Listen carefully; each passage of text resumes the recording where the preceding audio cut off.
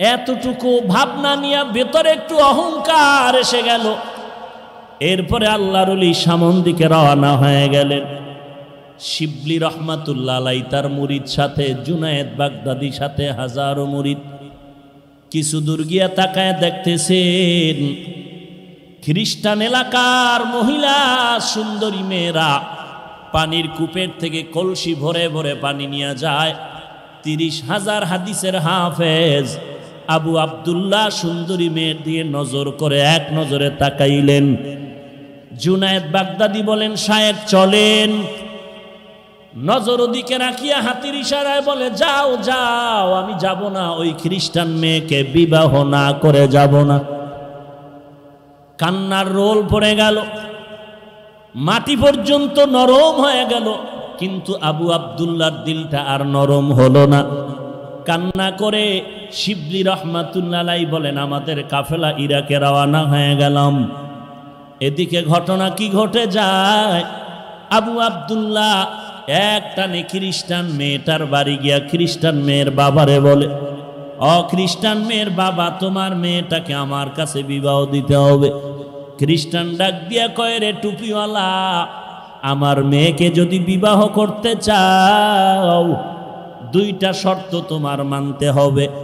1 নম্বরে মদিনার পোশাক ফেলে দাও, মদিনার পোশাক ফালায় দিয়া তারপরে তুমি খ্রিস্টানদের পোশাক পরো। 2 নাম্বার, 1 বছর পর্যন্ত জঙ্গলের মধ্যে তুমি শূকরের রাখালগিরি করতে হবে। আবু আব্দুল্লাহ 30,000 হাদিসের হাফেজ বলে, দোনোটা শর্ত আমি মেনে নিলাম। মদিনার পোশাক ফালাইয়া খ্রিস্টানদের পোশাক মাথায় দিয়ে এবার জঙ্গলে চলে গেলেন। কয়েক মাস হওয়ার পর ওই শায়েখ শিবলির আবার কাফেলা এই এলাকায় রওনা হয়ে গেল পীরের খোঁজে। কি হালাত, এলাকায় এসে দেখে খবর নাই। খোঁজ খোঁজ করে দেখতেছে জঙ্গলের মধ্যে একটা লাঠির উপরে দাঁড়ানো, মাথায় ক্যাপ লাগানো, মদিনার পাগড়িও নাই। শিবলি রহমাতুল্লাহ আলাইহি গিয়া পা জড়ায় কান্না শুরু করলেন। এমন কান্না বলে চলে, ইরাকের মধ্যে হাজার হাজার মুরিদানরা কান্না করে আপনাকে দেখার জন্য। আবু আব্দুল্লাহর দিলটা নরম হয় না, সবার কান্নায় পাতার পানি ঝরে, শূকরের চোখেও পানি জমা হয়ে গেল। এইবারও তারা নিরুপায় কান্না করে আবার ইরাকের পথে রওয়ানা। কিছু দূর যাইতেছে, শায়েখ শিবলি বলেন, আমরা হাঁটতেছি ইরাকের পথে, হঠাৎ করে তাকায় দেখি কিছু দূর থেকে একটা পানির কূপ থেকে আমাদের শায়েখ আবু আব্দুল্লাহ উলঙ্গ গোসল করে উঠে আর কালেমায়ে শাহাদাত পরে আর বলে, আমাকে কাপড় দিয়ে আবৃত করে নাও। আমরা কাপড় দিয়ে আবৃত করলাম, ইরাকের খানেকায় তাকে নিয়ে গেলাম। খ্রিস্টান মেয়েকে বিবাহ করা হলো না। আমরা জিজ্ঞাসা করলাম, হজরত 30,000 হাদিস আপনি হাফেজ, কোরআনের হাফেজ কি পরিমাণ মনে আছে? বলে, একটা হাদিসও আমার মনে নাই, কোরআনের কোনো এলেম আমার সিনার মধ্যে নাই। শায়েখ এই হালাত কেন হলো? বলে, আমি যখন খ্রিস্টানদের গির্জার সামনে দাঁড়াইয়া মনের ভিতরে অহংকার জমা করে বলছিলাম, সব তোরা জাহান্নামে যাবি, আমি একা জান্নাতে যাব। এই ভাবনাটা আসার পরে দেখলাম আমার কলবের মধ্যখান থেকে একটা নূরের আলো বের হয়ে চলে গেল। মাইয়াহদিল্লাহু ফাহুয়াল মুহতাদ ওয়া মান ইউদ্লিল ফালান তাজিদা লাহু ওয়ালিয়াম মুরশিদা। এত বড় আলেম, এত বড় আল্লামা, এত বড় ডক্টর, এত বড় আওলাদে রসুল, সে কি ভুল করতে পারে?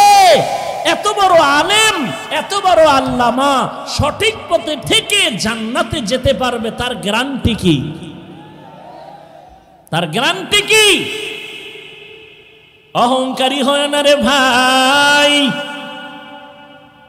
আমি যত বড় বক্তা হই না কেন, খোদার কসম, পটিয়া মাদ্রাসার বানী মুফতি আজিজুল হক রহমাতুল্লাহ আলাইহি স্টেজে বসে যখন নাহমাদুহু বলে টান দিতেন, ময়দানের মধ্যে কিয়ামতের আলামত শুরু হয়ে যেত, কান্নার আওয়াজ।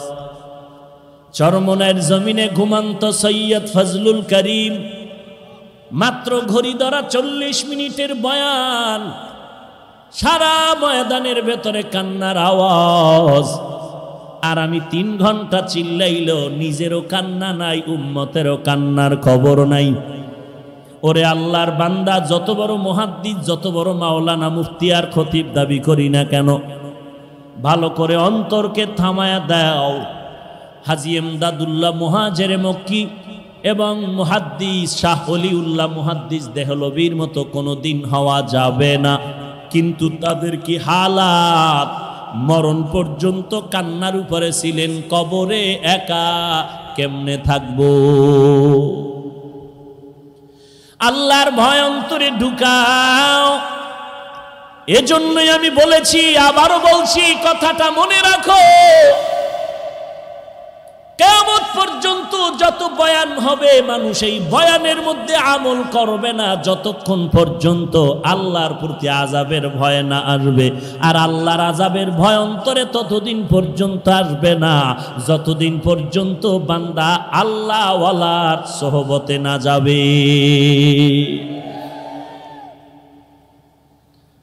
রশিদ আহমদ গঙ্গুহি রহমাতুল্লাহ আলাইহি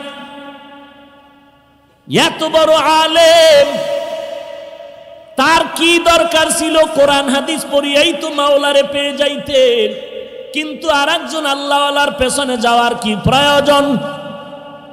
হাজী এমদাদুল্লাহ মুহাজিরে মক্কি রহমাতুল্লাহ আলাইহি ইলমের লাইনে দৌরাত্ম কম, দুনিয়ার লাইনে ক্লাস বেশি করতে পারেন না। কিতাব পড়তেছেন আল কালিমাতু লফজুন উজিয়ালি মা'নান মুফরাদান মুফরাদুন মুফরাদিন। মনে মনে কল্পনা করে এগুলো পড়লে কি হবে, এই পড়া লাভ কি? ফাআলু পরে কি লাভ? একজনে কয় এগুলো পড়লে তুই আমার আল্লাহর সাথে গভীর সম্পর্ক করতে পারবি, এগুলো আল্লাহর মারিফতের মাঝখানের বন্ধন। হাজী এমদাদুল্লাহ পাগল হয়ে গেলেন, আমার মাওলারে তো একটু চেনা দরকার, চিনি না, কোথায় আমার মালিক রে পাই? বলে এমনে এমনে পাবি না, যারা আল্লাহকে চিনে তাদের সংসর্গে যাও, সোহবতে যাও। এবার হাজী এমদাদুল্লাহ আল্লাহর দরবারে কান্না করেন, হে মালিক, তুমি তোমার একজন খাস বুজুর্গের সন্ধান আমাকে দাও, যার সোহবতে থাকলে আমি তোমার মারিফত অর্জন করতে পারি। হাজী এমদাদুল্লাহ আল্লাহর কাছে কান্না করেন, ও আল্লাহ, তুমি আমাকে হেদায়েতের জন্য একজন বুজুর্গের সন্ধান দিয়া দাও, তোমার একজন ওলির সন্ধান মিলায়া দাও। ঘুমের ঘরে ঠিকানা পেয়ে গেল, জানজানব জায়গার মধ্যে নূর মুহাম্মদ জানজানবীর সন্ধান পেল। ওখানে চলিয়া যা, ওখান থেকে মারিফতের একটু আগুন সিনায় লাগায় নাও। যদি সিনায় লাগাইতে পারো, মারিফতের আগুন যদি জ্বলিয়া যায়, জিন্দেগি তোমার কামিয়াবির দরওয়াজায় চলে যাবে। হাজী এমদাদুল্লাহ আল্লাহর পরিচয় নেওয়ার জন্য জানজানব দৌড়াইতেছেন, আল্লাহর মোলাকাতের জন্য। আল্লাহর ওলির কাছে যায়, খুঁজতে খুঁজতে গিয়া দেখে জংলার কিনারে একটা মক্তব, ছোট একটা ঘরের মধ্যে ওই আল্লাহর বান্দা ছোট ছোট ছাত্রদেরকে আলিফ বা তা শিখাইতেছে। দেখা মাত্র হাজী এমদাদুল্লাহ ঢুকে দিলেন সালাম। নূর মুহাম্মদ জানজানবী ডেকে বলেন, ইমদাদ, এত আগে তুই কইছিলি, আগে কেন আসো নাই? তাড়াতাড়ি কেন আসো নাই রে ইমদাদ? আউলিয়ারা কারে উকবা এখতিয়ার, জাহেলারা কারে দুনিয়া এখতিয়ার। মাইলে মোমেন সোয়ে মোমেন মিশাওয়াত, মাইলে কাফির সোয়ে কাফের মিশাওয়াত। ভাইরা আমার, হাজী এমদাদুল্লাহ ওখানে বসলেন, কিন্তু মনে মনে একটি প্রশ্ন। আমি আল্লাহর কাছে দোয়া করলাম, আল্লাহ বড় বুজুর্গের সন্ধান দাও, কিন্তু যে পাইলাম মক্তবের হুজুর, চাইলাম বড় হুজুর, পাইলাম মক্তবের হুজুর। নূর মোহাম্মদ জানজানাবি ডেকে বলেন, রে এমদাদ, মনে মনে কি চিন্তা করো, নবীর হাদিস কি শোনো নাই? খায়রুকুম মান তাআল্লামাল কুরআন ওয়া আল্লামা। আল্লাহর নবী বলেন, জমিনের মধ্যে সর্বশ্রেষ্ঠ ওই ব্যক্তি যে নিজে কোরআন শিখে এবং অন্যদেরও কোরআন শিখায়। মক্তবের হুজুর মনে করিয়া ছোট বানাইও না, বরং নবীর হাদিস মতে ইনি হলো বড় শ্রেষ্ঠ। এলমেরা এজাজু করদান বেহিসাব, খলকেরা দাদান জওয়াবে বাসওয়াব। এবার এমদাদুল্লাহ বসে আছেন, কিছুদিন ওখানে রাখলেন আর বললেন, যাও নিজের এলাকায় গিয়া তোমার ক্লাসের পড়া শেষ পর্যন্ত শেষ করো, তারপরে আসো। হাজী এমদাদুল্লাহ এবার আল্লাহর ওলির পরামর্শ নিয়ে আবার বাড়িতে চলে আসলেন। আসার পরে বাকি কিতাবাদিগুলো ক্লাস ওরই শেষ করবেন। কিন্তু ভাগ্যের নির্মম পরিহাস, ক্লাসের মধ্যে ঢুকেন, ক্লাসে ঢুকার পর যে কোনো কিতাব উল্টাইতেছে, দেখে একটা পৃষ্ঠার মধ্যে কালো কোনো অক্ষর নাই, সব পৃষ্ঠা সাদা। এইটা বাদ দিয়ে আর এক কিতাব খুলে, এটা বাদ দিয়ে আর একটা কিতাব খুলে দেখে এটায় কোনো লেখা নাই, এগুলো সাদা। এইভাবে করতে করতে দেখে একটা সবকও নাই, লেখা নাই, সব সাদা সাদা সাদা। আবার চলে গেলেন শায়েখের দরবারে, ডাক দিয়া বলেন, নূর মোহাম্মদ এমদাদ আবার আসলি কেন? লেখাপড়া কি শেষ হয়ে গেল? বলে না না। বলে শেষ করো নাই কেন? বলে আমি যত পড়ার জন্য চেষ্টা করি, যত পৃষ্ঠা উল্টাইতেছিলাম দেখি সাদা কোনো লেখা দেখা যায় না। নূর মোহাম্মদ জানজানাবি ডেকে বলে, বাবা আর লাগবে না, দিলের তামান্না তোমার এমন হয়ে গেল, সোহবতে থাকতে থাকো, আল্লাহ যদি কবুল করে যেই লেখাপড়া করে তুমি এলেম পৃষ্ঠা থেকে অর্জন করবা, আমার আল্লাহ যদি খুশি হয় ওই এলেম তোমাকে এক মুহূর্তে সিনায় জমা করে দিবেন। या इलाही मुझसे मुझको दूर कर, ताके देखो मुझ में तुझको एक नजर। या इलाही तू मेरा माबूद है, या इलाही तू मेरा माशूक है, या इलाही तू मेरा तारो है, या इलाही तू मेरा गफ्फारो है। एरे नबीर उम्मते हाजी एमदादुल्लाह मुहाजिर मक्की আল্লাহর ওলির নেক নজরে কি পরিমাণ দামি হয়ে গেলেন, কেমন মারেফতের আগুন তার সিনায় লেগে গেল, কেমন আল্লাহর গোলাম, আল্লাহ তাআলা কেমন দামি করে ফেললেন। আল্লাহর ওলির নেক নজর যখন লেগে গেল, বান্দার সিনার মধ্যে পরিবর্তন শুরু হয়ে গেল। আমি প্রায় সময় উদাহরণ দিয়া বলি, একটা শিশু বাচ্চা আমার কাছে নিয়ে এসে বলে একটু ফু দিয়া দেন, দম করেন, অসুস্থ। আমি বললাম ডাক্তার দেখান না কেন? বলে ডাক্তারের ঔষধ খাইলো ভালো হয় না।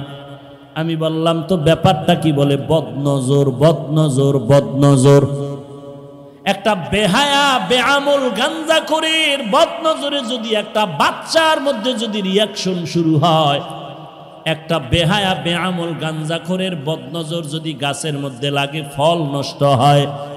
একজন খাঁটি আল্লাহওয়ালা, তাহাজ্জুদওয়ালা, কোরআনওয়ালা, কান্নাওয়ালা যদি একটা মানুষের মধ্যে নেক নজর দেয়, কেন তার মধ্যে অ্যাকশন হবে না? ওইটা বুঝে এটা বুঝে না রে কপাল পোড়া ভাই। আল্লাহওয়ালার নেক নজরের যে কি পাওয়ার, এইটা যে বুঝানো সম্ভব না। হাজী এমদাদুল্লাহ আল্লাহর ওলির নেক নজর পেলেন, বেশি লেখাপড়া করতে যায় নাই, আল্লাহ তারে এলেমের মারেফত দান করলেন। কেমন মারেফত! হাজী এমদাদুল্লাহ এমন আল্লাহর খাস বান্দা পরিণত হয়ে গেল। এখন বান্দা পা সোজা করে ঘুমায় না, পা সোজা করে শোয় না, পা বাঁকা করে বসে। রশিদ আহমদ গঙ্গুহি রহমতুল্লাহ আলাই প্রশ্ন করলেন, শেখ পা দুটো সোজা করে কেন ঘুমান না? বলে, ওরে রশিদ, এমন প্রশ্ন তুমি আমাকে করে ফেলেছ, কারো কাছে বলবা না।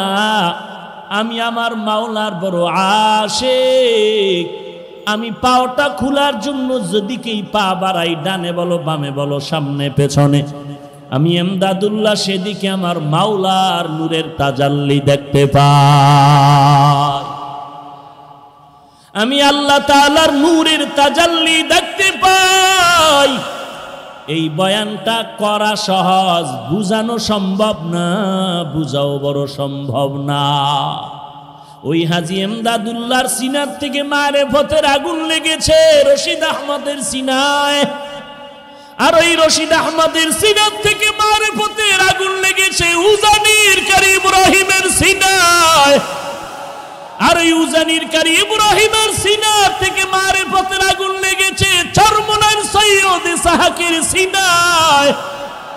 এরে নবীর উম্মতের দল, কাসেম নানতবীর সিনায় মারেফতের আগুন লেগেছে। ওরে নবীর উম্মতের দল, যে কারণে মারেফতের আগুন যদি একবার কারো সিনায় লেগে যায়, ঠান্ডা বসে থাকতে পারে না রে বাবা। কারণ মুরগির বাচ্চাগুলো খানা চায়, পাগলের মতো মায়ের কিনারায় ঘুরে, খানা পাইলে আত্মহারা হয়ে যায়। যেই বান্দা আমার মাওলার পাগল, যেই বান্দা আমার মাওলার মারেফতের পাগল, ওই বান্দা যখন মাওলার কোনো আওয়াজ পায় সহ্য করে নিতে পারে না। ইয়া এলাহি মুঝসে মুঝকো দূর কর, তাকে দেখো মুঝ মে তুঝকো এক নজর। ইয়া এলাহি तू मेरा माबूद है, या इलाही तू मेरा माशूक है। এরে নবীর উম্মতের দল, দুনিয়াতে যাদেরকে দেখো সবাই কিন্তু পাগল। দাবি করি আমি বড় বুদ্ধিজীবী। আল্লাহর ওলি শামসুল হক ফরিদপুরি রহমাতুল্লাহ আলাই বলেন, দুনিয়ার সবাই পাগলের দল। কেউ টাকার পাগল, কেউ ক্ষমতার পাগল, কেউ বাড়ির পাগল, কেউ গাড়ির পাগল, কেউ নারীর পাগল। যে যেই জিনিসের পাগল ওই জিনিসের জিকির করে হাঁটতে চলতে উঠতে বসতে। আর এই জমিনে আর এক দল পাগল দেখবা, এরা টাকার পাগল না, বাড়ির পাগল না, গাড়ির পাগল না। এই বান্দাগুলো পাগল হলো আমার আল্লাহ তাআলার পাগল। এই বান্দা টাকা চায় না, বাড়ি চায় না, গাড়ি চায় না, নারী চায় না। এই বান্দা সব সময় হাঁটতে চলতে উঠতে বসতে তালাশ করে আমার মালিক কোথায়, আমার আল্লাহকে পাওয়া যায়। ওরে টাকার পাগল সব দিকে ঘুরে আর টাকা খুঁজে। যেই বান্দা বাড়ির পাগল, কেমনে বাড়ি করবে সেই ধান্দায় খুঁজে। যেই বান্দা নারীর পাগল, ও হাঁটতে চলতে নারী খুঁজে। আর যারা আমার মাওলার পাগল, ওই বান্দা খানার মধ্যে বসিয়াও তালাশ করে আমার মালিক। ওই বান্দা ঘুমের মধ্যে গেল তালাশ করে আমার মালিক। ওই বান্দা বাজারে গেল তালাশ করে আমার মালিক। আমার মালিকের আমি কোথায় পাই? ও দয়ার মালিক। এই ক্যামেরা, এই সরা সরা, এই ক্যামেরা ঘুরা ঘুরা। এরে নবীর উম্মতের দল, আল্লাহ রাব্বুল আলামিনের পাগল হয়ে কবরে যাও। সবাই পাগল, সবাই পাগল। কেউ টাকার পাগল, বাড়ির পাগল, গাড়ির পাগল। ওরে মাদকদের মুসলমান, পায়ে হাত রেখে বলে যাই, টাকার পাগল হইও না, বাড়ির পাগল হইও না, গাড়ির পাগল হইও না। আল্লাহর কাছে চোখের পানি ছেড়ে কাঁদো আর বলো, রে মালিক তোমার পাগল বানাইয়া দাও। যাও, আমরা তোমার পাগল হয়ে যদি কবরে যাই, আল্লাহ তাআলা কবর জান্নাতের বাগান বানায় দিবেন। আল্লাহর পাগল যদি হইতে চাও, আল্লাহওয়ালাদের সোহবতের সময় দেওয়া লাগবে।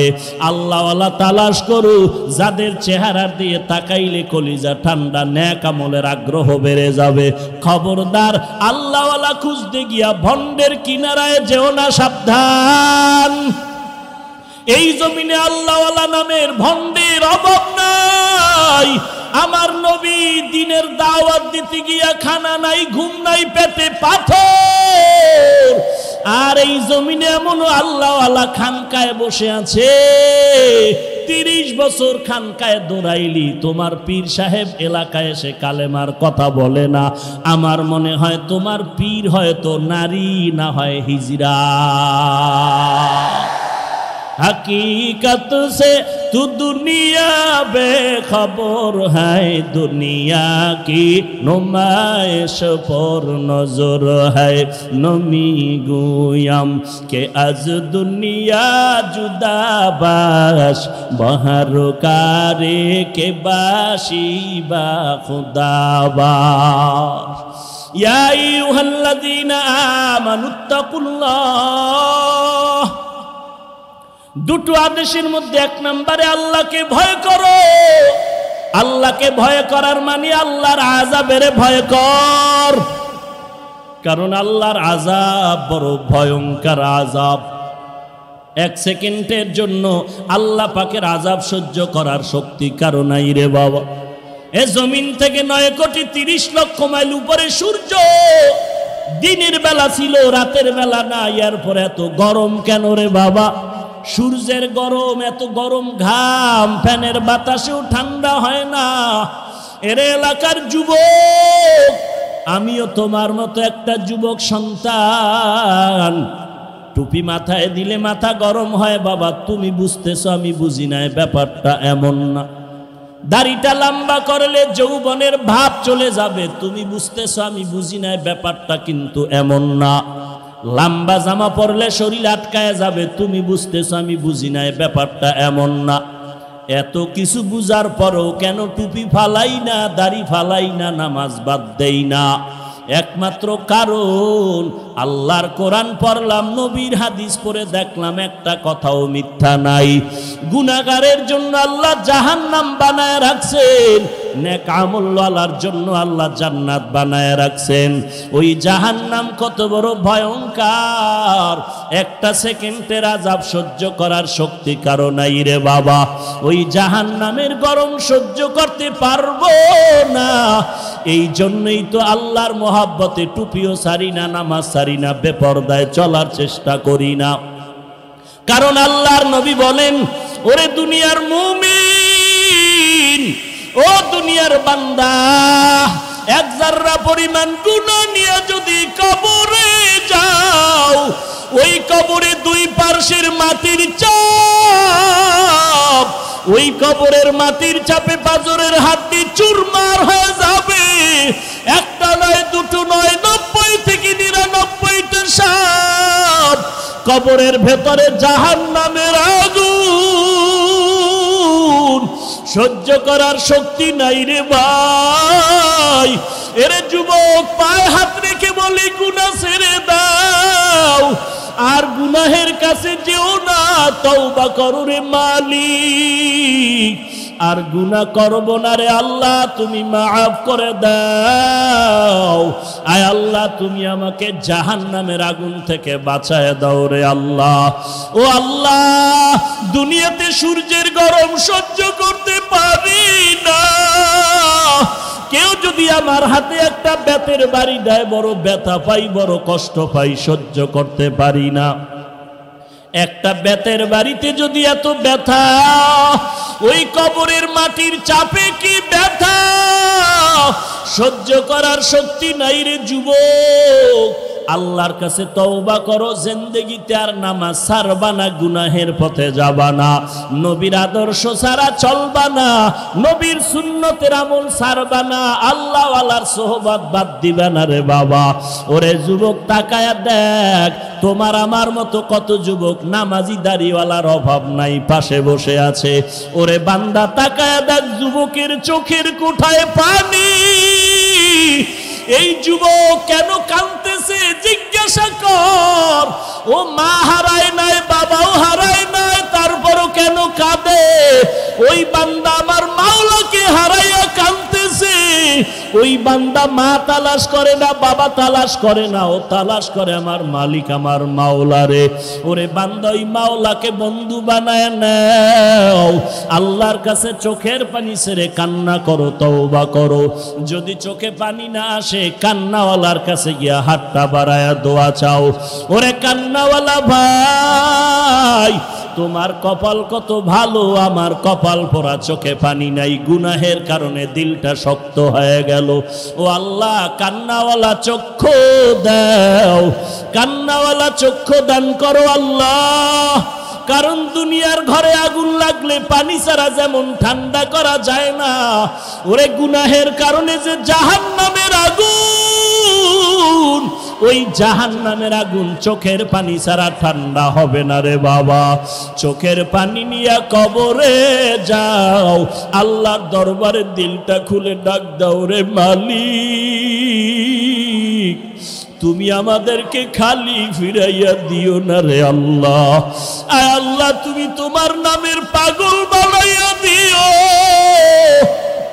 তোমার আশিক হওয়ার তৌফিক দান করো আল্লাহ। দুনিয়ার পাগল হতে চাই না, জান্নাতের পাগল হতে চাই।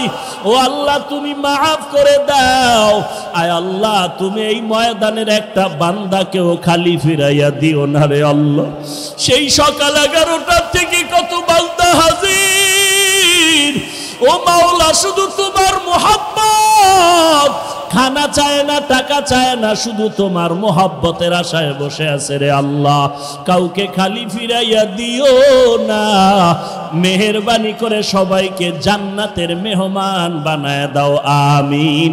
আলহামদুলিল্লাহি রাব্বিল আলামিন, ওয়াসসালাতু ওয়াসসালামু আলা সাইয়্যিদিল আমবিয়াই ওয়াল মুরসালিন ওয়া আলা আলিহি ওয়া আসহাবিহি আজমাইন। ইয়া আরহামার রাহিমিন, ইয়া আরহামার রাহিমিন, ইয়া আরহামার রাহিমিন, ইয়া আরহামার রাহিমিন। আয় আল্লাহ, মানবদের জমিনে তাকায় দেখেন কত উলামায়ে কেরামরা হাজির, কত সাদা দাড়িওয়ালা হাজী সাহেবরা হাজির, কত ব্যবসায়ী, কত চাকরিজীবীরা হাজির। আয় আল্লাহ, কত যুবক। আলহামদুলিল্লাহি রাব্বিল আলামিন, আর রহমানির রহিম, মালিকি ইয়াউমিদ্দিন। ও আল্লাহ, আপনারই গুণগান গাইলাম, আপনি দোনো জাহানের পালন কর্তা রব, আপনি বড় রহমান, আপনি বড় রহিম, আপনি প্রতিদান দিবসের মালিক। এত গুণগান গাওয়ার পর এরপরে বান্দা তুমি আমাকে বলো, ইয়্যাকা না'বুদু ওয়া ইয়্যাকা নাস্তাঈন। ও আল্লাহ, আমি আপনারই ইবাদত করি, কোনো ভগবানের ইবাদত করি না, খ্রিস্টদের ইবাদত করি না, গৌতম বুদ্ধের ইবাদত করি না, ওজায়েরের গোলামি করি না, পাথরের গোলামি করি না, বটগাছের পূজা করি না। ও আল্লাহ, আমি ইবাদত বা গোলামি করি একমাত্র তোমারই। সাহায্য তোমার কাছেই চাই, গ্রামীণ ব্যাংকে না, সুদের দরওয়াজায় না, তোমার কাছেই চাই। তবে এমন একটা সাহায্য চাই, আল্লাহ কয় এক কথায় বলবি, যেই কথার দ্বারা সব পেয়ে যাবি। বাদশার সাথে রাস্তার গরিবের সাক্ষাৎ, গরিব বলে আমাকে কিছু দিবেন? বাদশার মায়া লাগছে, কয় এমন চাওয়া চাবি, টাইম কম, এক কথায় চাবি, একবার দ্বিতীয়বার না। গরিব বুদ্ধি করে কয় যেহেতু আমার দুইবার চাওয়ার কায়দা নাই এবং বেশি কথাও বলা যাবে না, একবার এক কথা, তো বুদ্ধি করে বলে আমার মনে চায় আমি মেজো বউয়ের হাতে স্বর্ণের প্লেটে বিরিয়ানি খাবো। এক কথায় বলে দিল যে আমার বউ একটা আছে আর একটা দরকার, স্বর্ণের প্লেট পাইলে আমি 10 তলার মালিক হয়ে যাব, ধনী হয়ে যাব। বিরিয়ানি খাওয়ার মানে আমার আর নিম্ন শ্রেণীর খানা খেতে হবে না, ভিআইপি খানা খাবো।